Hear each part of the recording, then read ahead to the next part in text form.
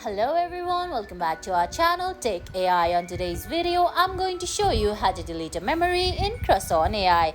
It's very quick and easy, so let's get started. First of all, open the CrushOn.AI app on your phone. If you don't have the app yet, you can get it from Google Play Store or the Apple App Store. Once you do that, go ahead, launch the app, then sign in. Now on the screen, you can see options like Explore, Search, Create, Messages, and your profile. Tap on your profile. There you're gonna find Edit Profile and Share at the top, while at the bottom you're gonna see options like Characters, Memories, Favorites, Likes, and Cards. Select the second icon, which is Memory. Now scroll down and find the memory that you want to delete. Once you find the memory that you want to delete, go ahead, select the three-dot menu above that memory.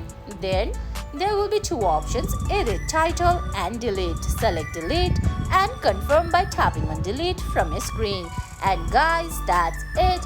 That's how you delete a memory in CrushOn.AI. I hope you found this video helpful. If you did, please give it a thumbs up, leave a comment, subscribe to our channel and hit that bell icon. See you in the next video. Thanks for watching.